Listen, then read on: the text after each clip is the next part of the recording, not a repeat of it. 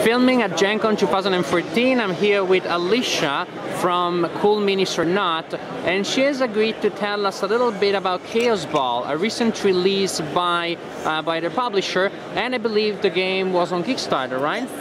Thank you, Alicia. Alright, so at the beginning of the game, you start out with cash points on your card, and you're going to start out with 12 points. What these cash will do is they'll let you buy ringers, which are characters with special abilities, and you bid on them, and these are their values, and you and your opponents will bid on them until the bidding stops. So you could end up spending 10 cash on a character that's only worth 1, just because you're bidding. Once you bid on one, say I wanted to buy Spectre and I got him for 2, so I'd lose 2 cash, and then I'd replace him with one of the figures on the board. Now his special ability... So you start with like a standard set of people, and you can improve it by spending money on powerful people. Like you start out with runners, who what they can do is move 5 spaces and pick up the ball, and that's all they can do. And you start out with bruisers, they can attack and tackle, but they can't pick the ball up. So with Spectre, he can move through people, and most of the other characters have to stop when somebody's in front of them. So he would be a runner instead of a bruiser, so that he can help the figures out. So we're going to put him on the board and keep his card over here. Also at the beginning of the game, when you're bidding on characters, you can bid on special abilities that also have their point value in the bottom of the card. So these are the special abilities, some of the special abilities. Yes. So what I'm going to do, I'm going to bid on Hardy, and let's say I had another player bidding, and we ended up going to 6 because it's a really good ability, because the first damage dealt to your character gets canceled, so you don't get to take that damage. So I'm going to bid 6, and then you just stick it to the card. The lovely thing about these cards is they're magnetic. Oh, cool. So that way they don't fall off and they don't get everywhere while you're trying to play the game. Very nice, very important. Alright, dropping cards on the floor. So at the beginning of the game, you're dealt 7 cards. Now there's 3 different kinds of cards in the game. You have energy cards, which you play during a contest. So say you have the ball and somebody comes up and attacks you, what you're going to do is go through your hand and look at your energy cards, and you're going to pick the one you think is going to win. So I'm going to play my 2, and I'd play it face down, and then what we would do is once we both played our card, we'd flip it up, and whoever has the highest value wins. Got it. So this is a +2 card, and if we were fighting, I have a +2 fighting ability, so that'd be 4+. But if somebody had a +1 ability and it played a 4, they'd have 5. So they would win by 1, so I would take 1 damage. So the damage that you take is the difference between the winner and the loser. If you're on the defensive. But if I had been attacking and lost, I would have only taken 1 damage, no matter what the difference was. So the attacker takes a standard 1 damage if damaged.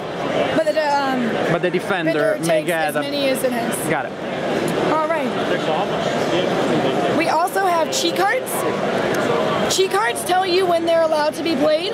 This card is allowed to be played when a tactic card is played, and it cancels the effect of that card. Now, I didn't draw any tactic cards in this hand, so we're going to go through the deck real quick, see if I can find them. Here's a tactic card. You play a tactic card at the beginning of your turn. So this one says activate a figure, doubling its movement for this turn. Now, at the beginning of a turn, you have 2 choices. You can play a tactic card, or you can activate a figure. Most tactic cards let you activate a figure anyway, but there are a couple in the deck that don't let you do that. So it's the beginning of the game. What I would do if I was going first is I would take a runner, and I'd run up to the middle and grab the ball.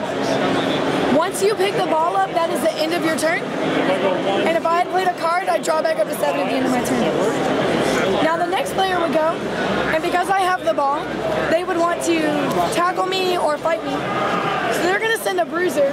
1, 2, 3. Because on your cards, it tells you bruisers can tackle or attack, and they can move up to 3 spaces and then attempt to either knock down or attack me. We're going to go with it. They're probably going to attack me because, I mean, what's the fun in tackling people?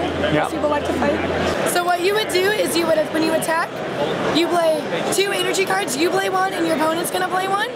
And what you do once your cards are played face down is you flip them up and whoever has the highest point value wins the attack.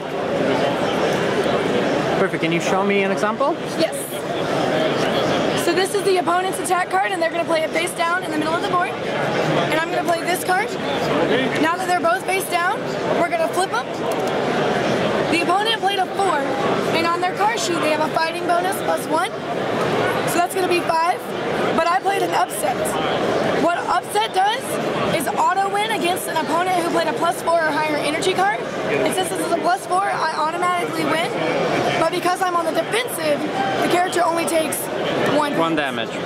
And our damage tokens are these little skulls, and they just sit right on the base of your figure.